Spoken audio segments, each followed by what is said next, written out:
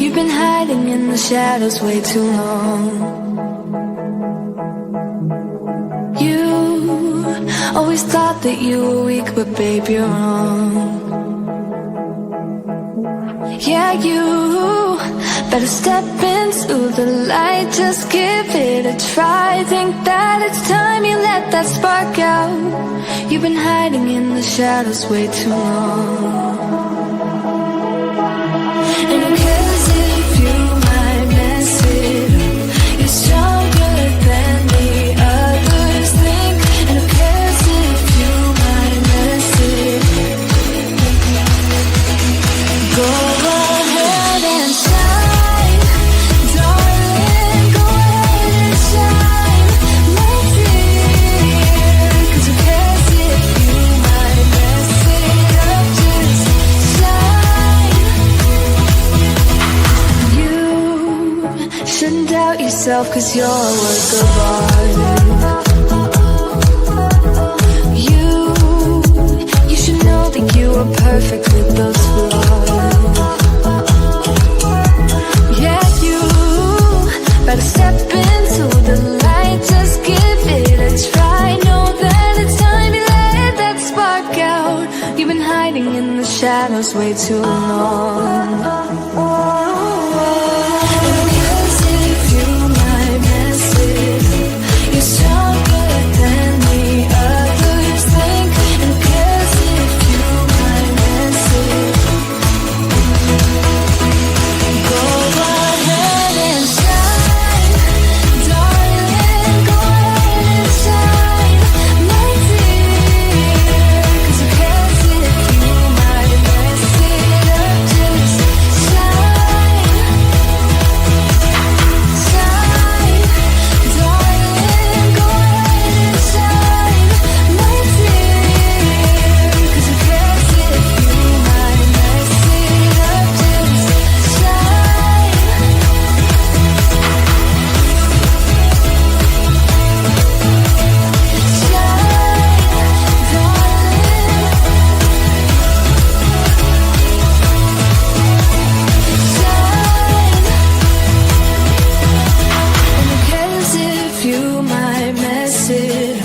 You're stronger than the others think. And who cares if you might mess it up? Shine, go ahead and shine, darling, go ahead and shine, my dear. 'Cause who cares if you might mess it up? Just shine, shine, darling, go ahead and shine, my dear. 'Cause who cares if you might mess it up? Just shine.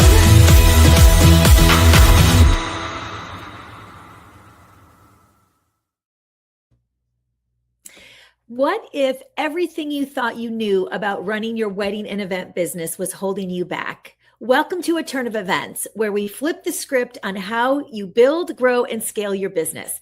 I'm Annette Naif, wedding and event producer strategist, international speaker, business coach, and founder and creative director of Naif Productions.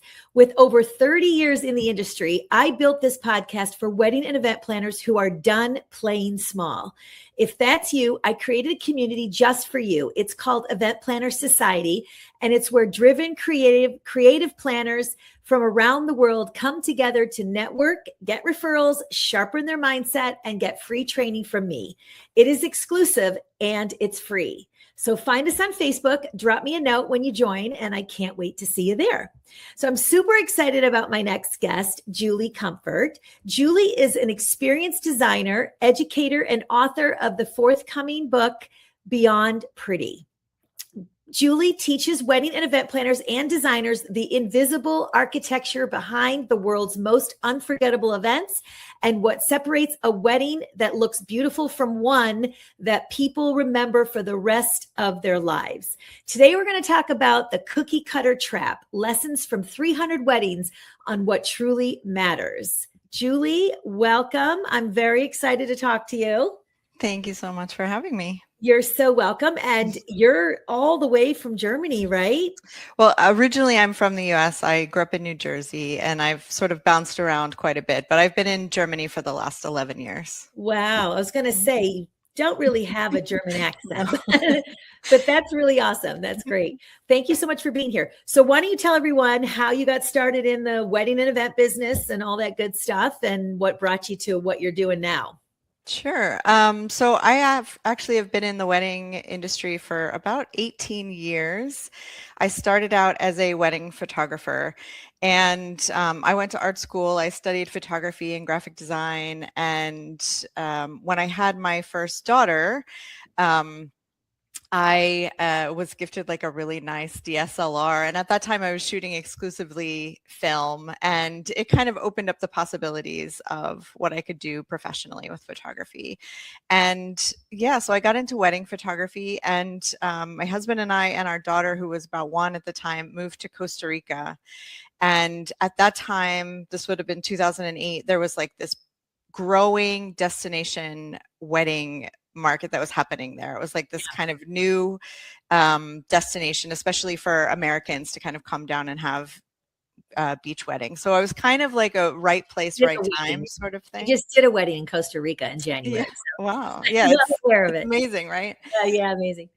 Yeah. So it was kind of like a right place, right time sort of thing. And I started shooting weddings there, and my business kind of exploded. And I had 2 associate photographers within like 2 years. And yeah, we had a really successful boutique wedding photography studio there for about 7-8 years. Mhm. And I was also being flown all over the world shooting weddings, and I kind of specialized in beach weddings. That was sort of my thing at that time. So small, intimate beach weddings. And yeah, and then after a while, I sort of got a little bit disenchanted with living in paradise and decided to move to Europe. And at that time, what I understood about running a successful business was it was really based on relationships. And what made me so successful in Costa Rica was really taking the time and building relationships within the industry there. And it was quite small, but it was really growing.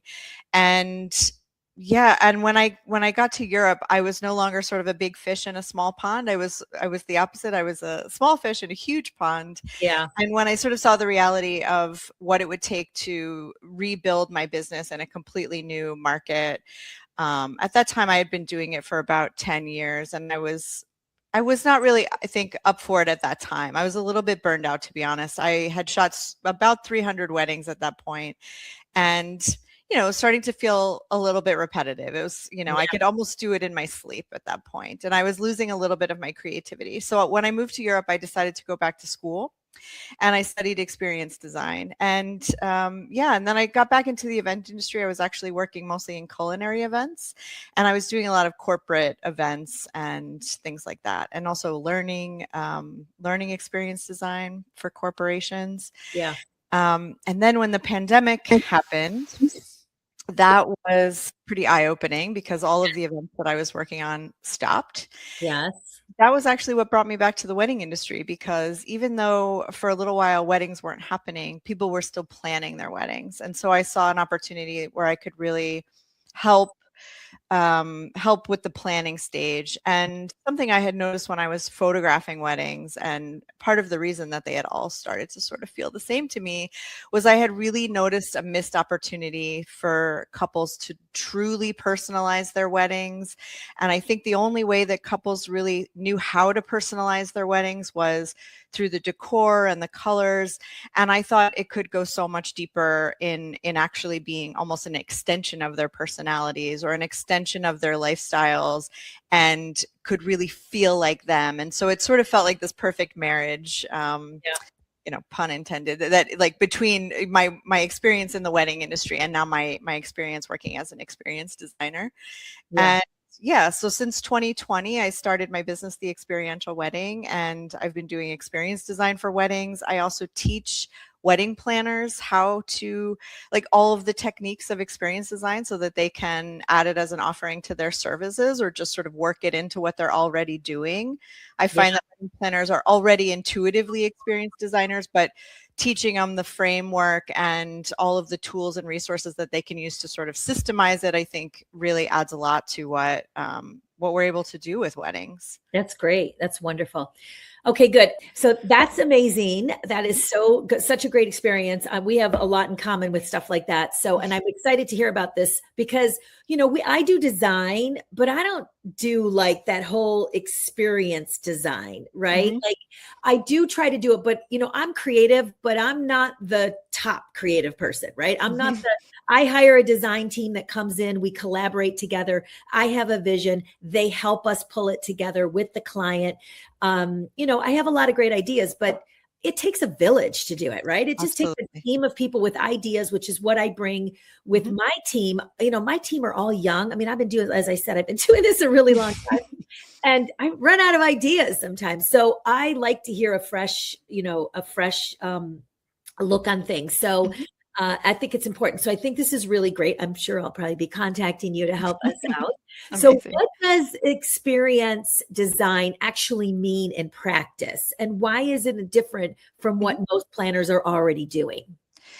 Yeah, I mean, for me, like my approach to experience design, my sort of specialty is designing for emotion, belonging, inclusion, and really the emotional journey that people are going through when they come to an event.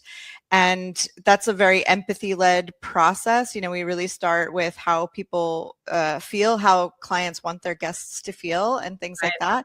And we're really designing for the moments, how people interact, how they're going to feel at different stages. And again, I think this very often happens intuitively with planners, especially planners who have been doing this a really long time, that there's a certain sense that you have of how something is going to feel, how it's going to feel walking into a room. But I do find that one thing that I have found really lacking from events, particularly large events, is really designing ways for people to engage meaningfully. I think a lot of people take for granted, if we just get everyone we love in one space, it's going to be amazing. Right. But then they really leave the emotional labor up to guests to make connections and to meet new people. And what often ends up happening is people just hang out with the people they already know. Right. And it can be particularly uncomfortable if you invite someone who doesn't know anyone. I actually just saw something on Threads the other day. A woman said that she went to a wedding and not a single person talked to her. She was sat at a table with a couple of other couples and like no one spoke to her. And then there were hundreds of comments of people sharing similar stories. And I think it's not that uncommon that, people come to a wedding expecting that they're going to meet new people, that it's going to be very engaging, but not everyone is good at creating their own engagement. And the couple who is hosting, because they're getting married that day, they're not really available to host in the way you would if you had people over to your home. You'd be able to introduce people to each other and sort of, get things flowing. And you can't really play that role at your own wedding. And so, I really believe we shouldn't be leaving it up to guests. I think it should be designed into the experience. And that's a big part of what I do. I completely agree. And it's funny because we do a lot of, experience design or experiential events where we are for corporate, right? Because I do corporate, nonprofit, and a lot of times corporations want to do something where people are engaged. And a lot of people don't think about doing that for weddings. And I think that's really, really important. I love that. The best compliments I've ever had for weddings is like, it was so much fun. We met so many people, right? And then just the different activities, because, with weddings, you have like 4 days usually, right? You've got, or 3 for sure. And there's different events under one event. So I think having that engagement and getting them together is just really special. And things that are really fun that represent the couple, like bringing fun things in, like if they were big tennis buffs, you would do something with tennis and something like that. Or just some really fun things. I'm sure you have a million ideas. But so you talk about invisible luxury. You've mentioned that before. So what does that mean, and how can planners deliver it without increasing client budgets? Because we've always got a budget, and usually if we're adding something like this experience, it does add to the budget because there's things that have to happen. So yeah. Well, I think a lot of what people think of as experiences at weddings are actually just entertainment. And so I don't actually think that experience design has to necessarily add a lot to the budget. But I sort of break down invisible luxury into sort of 3 parts. And it's really about a feeling. Like, it doesn't have to be just about the decor. It's really about how an event feels. And a lot of these come from sort of luxury hospitality. If the experience of walking into a luxury hotel is obviously different than walking into a Motel 6. And part of what that is cohesion. There's a really cohesive vibe, and that's not just the color palette or the decor, but it's all of the different elements, from the sensory details to the space to the way people interact with you. They're all aligned and sort of telling the same story, and it's all cohesive around kind of a central thread that makes everything feel like one cohesive narrative story. Right. That's the first thing. The second one is a sort of sense of effortlessness, where, of course, we know as planners that there's so many moving pieces that are happening behind the scenes, but the guests themselves should never see that. They should be able to walk into a space and there's a certain effortlessness about how it feels. Right. And that they fit into that space. They can see themselves in it. They feel comfortable in that space. They don't feel like they're intruding on something. Right. And then the third one is rarity. There's a rareness to what's happening in this moment. It really feels like this particular event could only happen at this moment with these people in this place. And it should have this feeling of, this isn't happening anywhere else. This doesn't happen in this space every Saturday. It's this. Right. This isn't something that's happening all of the time. And that's what makes something feel really luxury, is this rarity. And again, that doesn't necessarily have to be about budget or decor or, bells and whistles. It can really just be the way the room feels. It can be the lighting, it can be these kind of small details. The smell. Exactly. Yeah. Just lighting certain kind of candles makes a huge difference, right? Absolutely. Yeah. Lighting's everything. I am agreed. If the lighting isn't right, I'm a little crazy.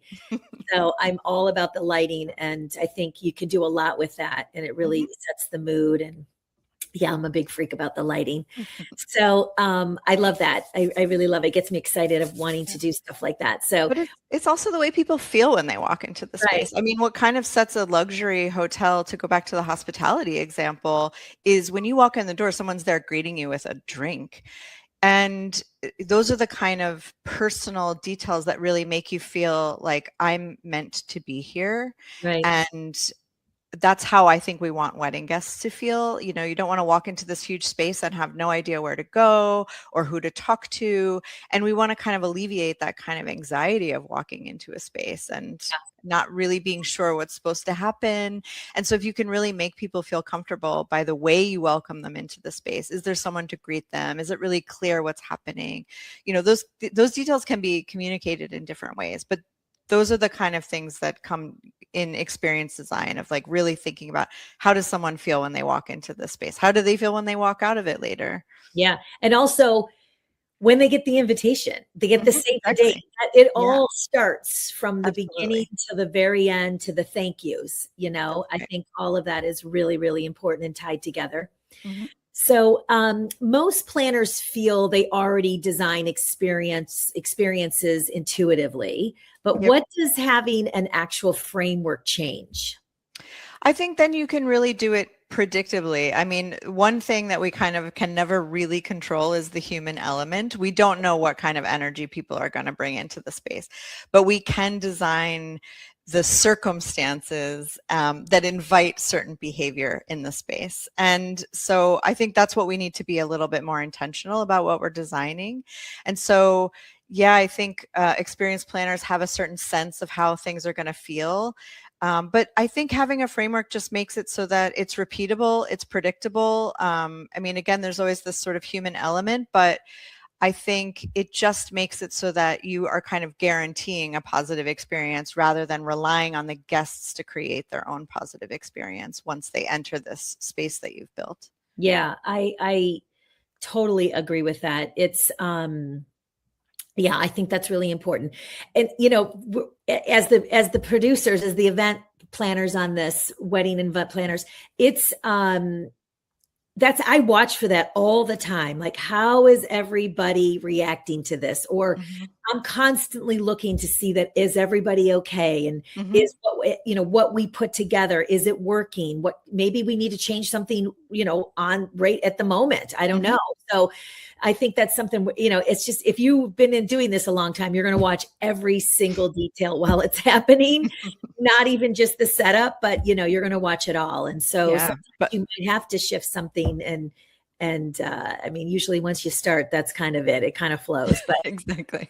I think especially with luxury, you're wowing them with the decor and Mm-hmm. and all of that stuff. But I think the experience itself is what they really are going to leave with, is how great was the food and all of those different things, but how special was the food setup? Maybe the food was set in a special different kind of way than just Mm-hmm. set up on their plates and stuff like that. Yeah, maybe there's a story behind it. Maybe there's a story connected to the dish. Maybe it's like inspired by something they grew up eating, or something from that region, and those can all really add to the Yeah, experience. exactly. So you draw on immersive theater, luxury hospitality, and museum design. What's the most surprising thing wedding planners can borrow from those worlds, right? Yeah, I mean, I think that like we should really be thinking more outside the box in the types of experiences that we're creating. And I think something that that theater and hospitality do really well is sort of having all of these different details that are connected, sort of things that are hinted at early in the experience. Like maybe something is hinted at in the anticipation phase, like something in the invitation. There's like a question or a symbol, something that's like a little bit evocative, but we don't necessarily know what it means yet. And then that will come back around I love later that. on. Yeah. Yeah, and that's something that's done really well, like in TV series too, like in entertainment, like these kind of these connecting threads, that really make an experience feel cohesive from beginning to end. And that's what makes something feel really immersive, Mhm. and really special. Yeah. And I think those kind of details, like we should be thinking more about, like, how is everything connected? What can I evoke in the beginning that I can land later on at the end and give that almost feeling of synchronicity, that kind of magic, like, oh, I forgot about that. But it sort of, creates this feeling of like, whoa, Yeah. And who does that really great? I hate to bring this up, but I have to, because obviously we think she got married last weekend, is Taylor Swift. But I just watched a documentary of hers, the End of the Era, I think it is. Mhm. And it's like 4 or 5 seasons, episodes, but it's really good as far as how she ties a story together with her Yeah. costumes, with everything. I mean, it's Yeah. pretty, she's something else, I have to tell you. Just watching this and how she treats her team, the whole, I mean, Mhm. it is unbelievable. The production of this, if you are in production and you are planning events, you got to watch this, because it is, I was watching everything and it was unbelievable. It was making me nervous. And I don't usually get nervous because you got everything under control when you're getting to that point. But man, the producing of this was unbelievable. And she has a story. She tells a story, and like she gives little hints, right, for every single album that she's bringing out, or that she's releasing. So she does a great job with that, and even all her costumes. And the fans know every detail about her. So I'm not that much into it. I do love to watch the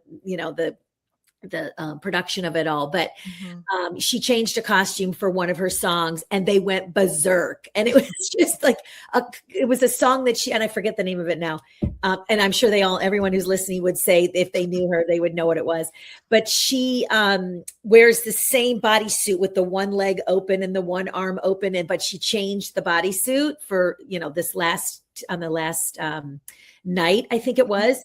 They went berserk and they flashed into all different like social media platforms and people that were watching, and it was unbelievable. But she does a great job with storytelling and all of those different things, so you can get some great ideas from her. Definitely. Yeah, she's an experienced designer for sure. She definitely is. I mean, she obviously has an amazing team, but she comes up with everything, so she's the lead for sure. So the industry's clearly shifting, right? And so what are planners at the top of the new version of this industry doing differently right now? Yeah, I mean, I think that they really are like being willing to change the format. I think just weddings have become sort of so formulaic in a way, they have such a blueprint that everybody is following. And I think especially with the younger generation coming into the wedding industry right now and getting married, they are wanting to do something really different. They want it to be more special and more them. And so I think the planners who are keeping up with that and keeping up with that shift are being willing to kind of throw out the blueprint and do something completely outside the box.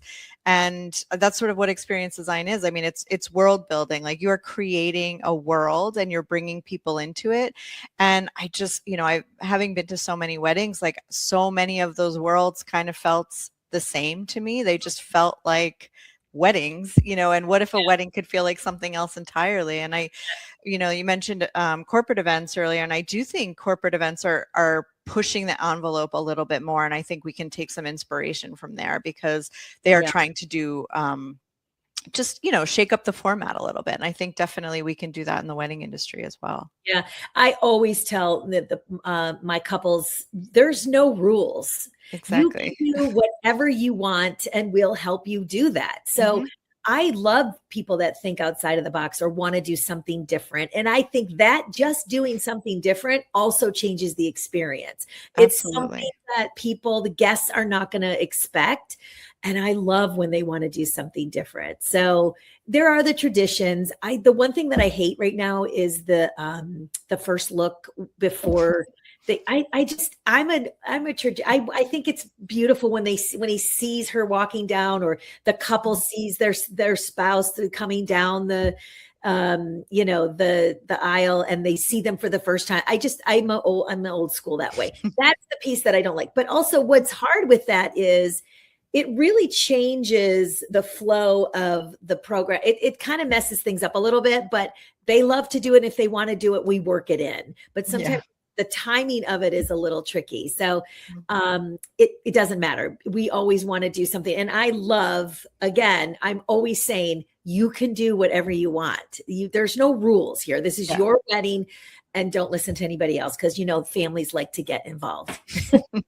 They like their 2 cents in there. Definitely. I know. Okay. So you describe planners as experience architects, which I love that phrase. What does that role look like in a modern wedding business, and how does it change how you position and price your work? Yeah, that's a good question. I mean, one thing I've been thinking about lately is I just feel like there can just be so much more creativity in the wedding industry. And I think that the wedding planners who are going to really be successful, moving forward, are the ones who are just sort of being weird, and because what's happening, I think, especially with social media and Pinterest, is if you're scrolling through wedding inspiration content, it really starts to all look the same. And so I think the people who are going to really thrive in the future are the ones who are building worlds that don't feel like, Hilton ballroom weddings. I think it's just going to be the people who are really kind of pushing the boundaries of what a wedding can be.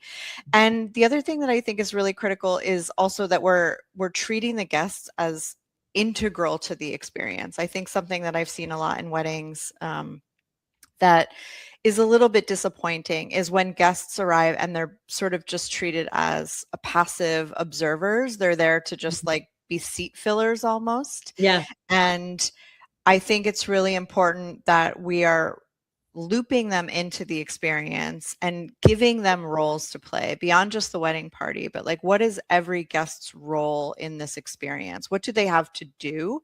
Because I think people really want to participate. They want to show up at experiences that are really inviting them to bring their whole selves and not just like dress up and be background filler for the photos. Like, they really have a role to play in this space, in this moment. And so I think that's something that we also need to be thinking about critically, is like, how are we really making the guests part of what's happening? How are we designing it not just for them, because of course it's for the couple, but like, they play a role. Otherwise, there's no point in having a wedding. If your community isn't a part of this, then what are they even doing there? What are you spending all this money on, if Yeah. not to make an experience that's really for everyone? And so, yeah, I think it's about like moving forward, and like the businesses that are going to thrive are the ones that are really like making it immersive and meaningful for everyone there, and bringing them into it in some way, Yeah. really making it engaging, and not just entertaining them, but really giving them something to do. Yeah, that's the key. That's Mhm. that's the key to this. So, what's the difference between a wedding that looks beautiful and one that people remember for the rest of their lives?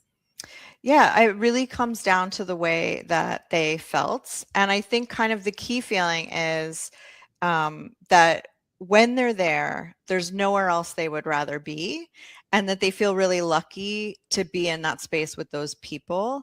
And if it's the kind of wedding where somebody comes and they don't know anyone and no one talks to them, I don't think it's going to have that. It's not going to land for them in Right. that way. But if Right. it's designed in such a way that like really invites people to interact with one another, an example that comes to mind is one wedding. And the couple came up with this on their own.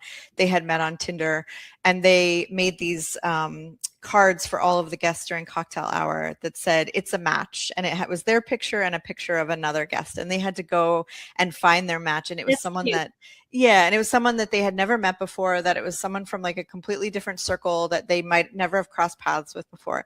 And they had to go and figure out why the couple matched them. No, And that's really great. That takes it's time to do, but it I takes love that. time, but it doesn't necessarily take a lot of budget. I mean, of course, No. they put a lot of thought into it, but I think that can be built into planning the guest list. When you're thinking about who do we really want to be there, why are they important to us, you can also be thinking about why might they be important to each other. Yeah. And so it can really be like integrated into the And process was that's that like already happening. during the cocktail hour they did that? Exactly. It was during the cocktail hour, and it was delightful. I was actually at that wedding, and it was really delightful. And people really did go outside of their comfort zones and really go outside of their circles and really interact. And those connections lasted throughout the evening. And, those are the kind of details. They're kind of small things, but they really leave a lasting impression. Like, I think those are the kind of things people will really remember. Yeah. It wasn't just a standard wedding. It was like, oh, Right. I had this experience I never had before at a wedding. I met someone I probably wouldn't have spoken to otherwise. And Yeah. All and those those small are touches are really good, like the gift exactly. bag stuff and Mhm. doing something special with the gift bag. So when they arrive, there's something, it doesn't have to necessarily have to be a gift bag, but something special that they get in their rooms that Mhm. really starts the experience. But also even little notes. Like, I love when the couple writes notes Yeah.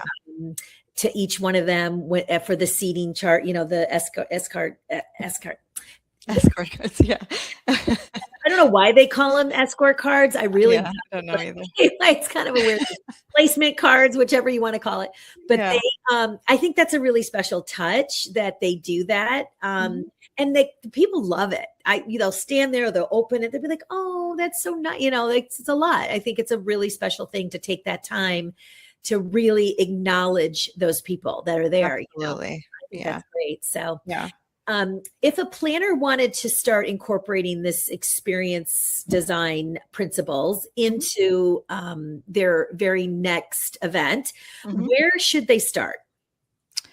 I mean, I think like probably the easiest place to start is to start breaking down the day into, sort of moments, and then at each moment be thinking, and in collaboration with the clients, how do we want people to feel at each stage? How do we want them to feel when they receive the invitation? How do we want them to feel like in the months leading up to the wedding? How do we want them to feel, when they sit down for dinner? And how do we want them to feel like 6 months after the wedding, when they think about it?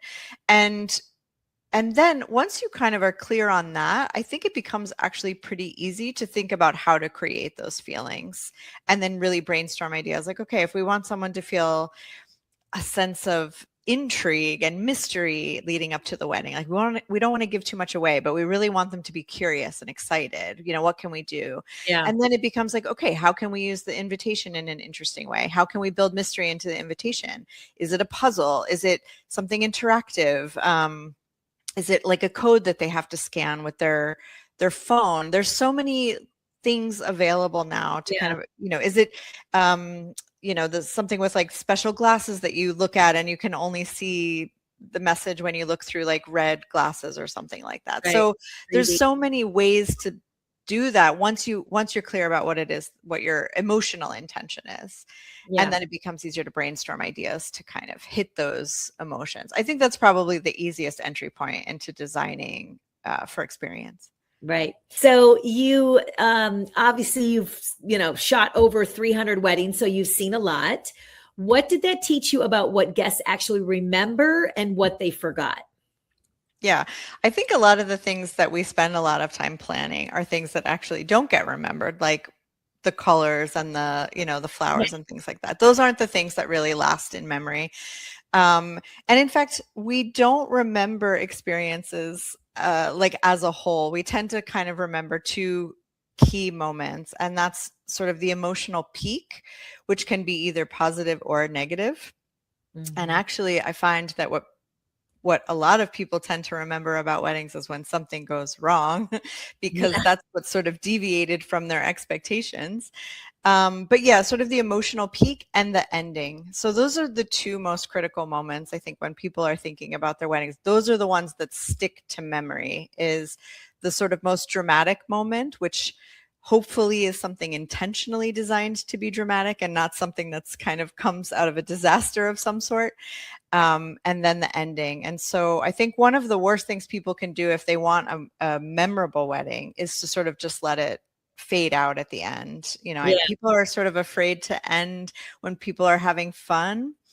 But I think it's important to have a really kind of clear, distinct, meaningful ending, and that's why the sparkler exit, it's at this point, it's obviously not very novel. It's really done quite a bit, but I think things like that actually are really good to do because it has the fireworks ending. Yeah, or fireworks. I honestly haven't done one of those in such a long time. People aren't really doing that.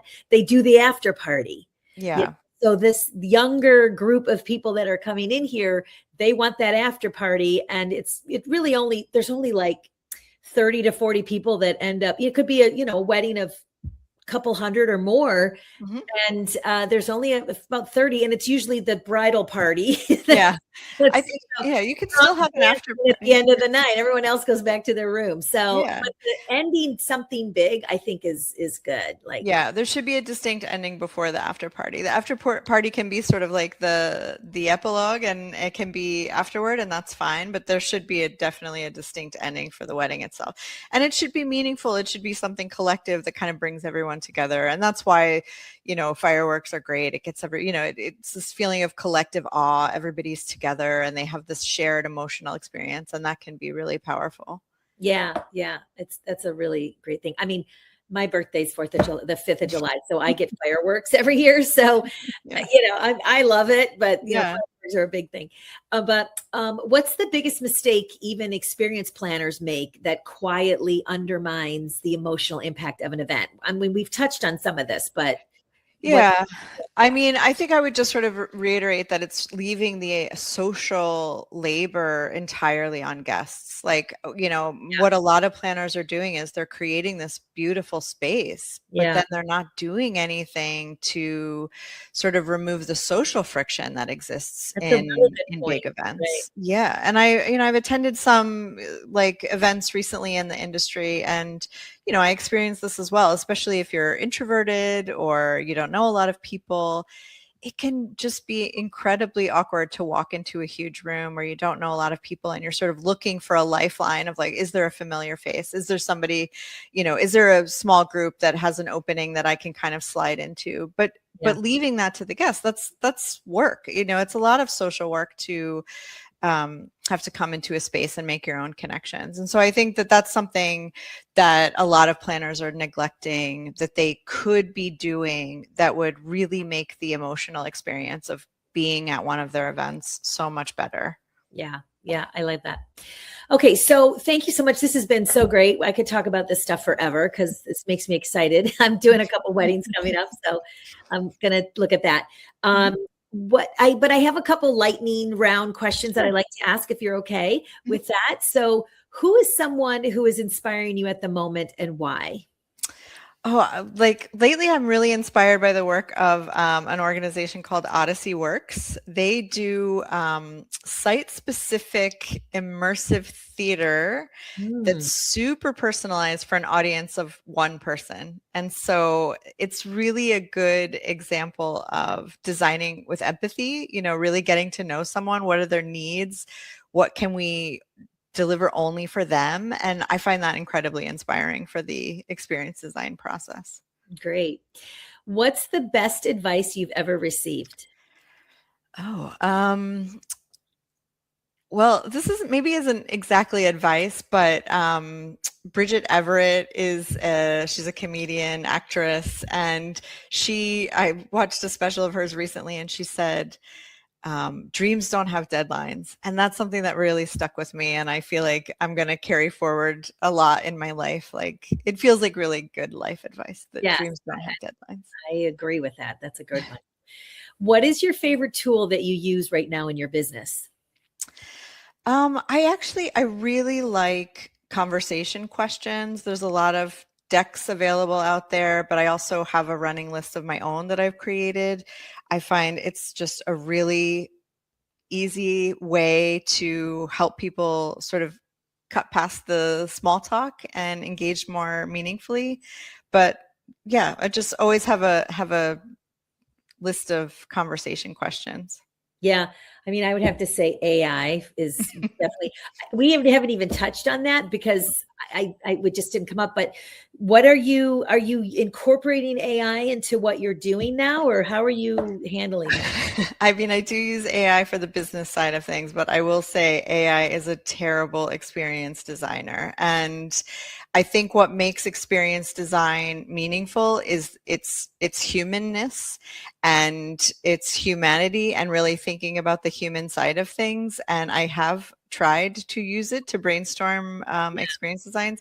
And I did actually use it once to create a small experience within a workshop that I was teaching. And honestly, it fell completely flat.